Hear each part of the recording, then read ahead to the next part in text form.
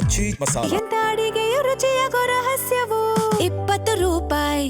ದೆಹಲಿಯಲ್ಲಿ ನೀಟ್ ದಂಗಲ್ ಕ್ಷಣದಿಂದ ಕ್ಷಣಕ್ಕೆ ಜೋರಾಗ್ತಾ ಇದೆ. ಕಳೆದ 2 ದಿನಗಳಿಂದ ಸಿಜೆಪಿ ಅಂದ್ರೆ ಕಾಕ್ರೋಚ್ ಜನತಾ ಪಾರ್ಟಿ ನಡೆಸ್ತಾ ಇದ್ದಂತಹ ಹೋರಾಟಕ್ಕೆ ಈಗ ಕಾಂಗ್ರೆಸ್ ಕೂಡ ಧುಮುಕಿದೆ. ಈ ಮೂಲಕ ದೆಹಲಿಯಲ್ಲಿ ನೀಟ್ ದಂಗಲ್ ತಾರಕಕ್ಕೇರ್ತಾ ಇದೆ. ನೀಟ್ ಅಕ್ರಮವನ್ನು ಖಂಡಿಸಿ ಕಾಂಗ್ರೆಸ್ ಇವತ್ತೂ ಕೂಡ ಪ್ರೊಟೆಸ್ಟ್ ಮಾಡೋದಕ್ಕೆ ಮುಂದಾಗಿದೆ. ಕಪ್ಪು ಬಟ್ಟೆಯನ್ನು ಧರಿಸಿ ಕಾಂಗ್ರೆಸ್ ಪ್ರತಿಭಟನೆಗಿಳಿದಿದೆ. ಸಂಸತ್ ಆವರಣದಲ್ಲಿ ಕಾಂಗ್ರೆಸ್ ಸಂಸದರ ಪ್ರೊಟೆಸ್ಟ್ ಮುಂದುವರೆದಿದೆ. ಕಾಂಗ್ರೆಸ್ ಪ್ರತಿಭಟನೆಗೆ ಎಸ್ಪಿ ಕೂಡ ಸಾಥನ್ನು ಕೊಟ್ಟಿದೆ. ಸಮಾಜವಾದಿ ಪಾರ್ಟಿ ಧರ್ಮೇಂದ್ರ ಪ್ರಧಾನ್, ಮೋದಿ, ಅಮಿತ್ ಶಾ ತತ್ಕ್ಷಣಕ್ಕೆ ರಾಜೀನಾಮೆಯನ್ನು ಕೊಡಬೇಕು ಅನ್ನೋದು ಕಾಂಗ್ರೆಸ್ ಮತ್ತು ಎಸ್ಪಿ ಸಂಸದರ ಆಗ್ರಹವಾಗಿದೆ. ಕಾಂಗ್ರೆಸ್ನ ಸಂಸದರು, ಸಮಾಜವಾದಿ ಪಾರ್ಟಿಯ ಸಂಸದರು ಸೇರಿ ಸಂಸತ್ನ ಆವರಣದಲ್ಲಿ ಕೇಂದ್ರ ಸರ್ಕಾರದ ವಿರುದ್ಧ, ಮೋದಿ ಸರ್ಕಾರದ ವಿರುದ್ಧ ಆಕ್ರೋಶವನ್ನು ಹೊರಹಾಕ್ತಾ ಇದ್ದಾರೆ.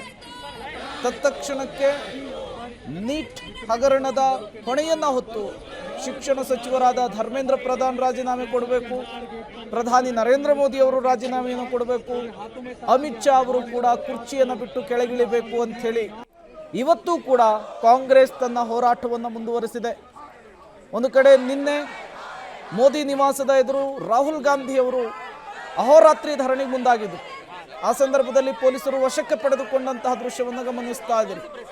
ಮತ್ತೊಂದು ಕಡೆ ಇವತ್ತು ಸಂಸತ್ ಭವನದಲ್ಲಿ ದೆಹಲಿಯಲ್ಲಿ ಕಾಂಗ್ರೆಸ್ ಮತ್ತು ಸಮಾಜವಾದಿ ಪಾರ್ಟಿಯ ಸಂಸದರು ಕೇಂದ್ರ ಸರ್ಕಾರದ ವಿರುದ್ಧ ಆಕ್ರೋಶವನ್ನು ಹೊರಹಾಕ್ತಾ ಇರುವಂತಹ ಪರಿಯನ್ನು ಗಮನಿಸ್ತಾ ಇದ್ದೀರಿ.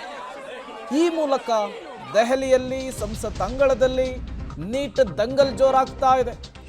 ಇವತ್ತು 3ನೇ ದಿನದ ಸಂಸತ್ ಕಲಾಪ. ಇದೇ ನೀಟ್ ವಿಚಾರವೇ ಗದ್ದಲ, ಕೋಲಾಹಲ. ಉಭಯ ಸದನಗಳಲ್ಲಿ ನೀಟ್ ಬಗ್ಗೆ ಚರ್ಚೆಗೆ ಅವಕಾಶವನ್ನು ಕೊಡಬೇಕು ಅಂತ ಹೇಳಿ ವಿಪಕ್ಷಗಳ ಪಟ್ಟು.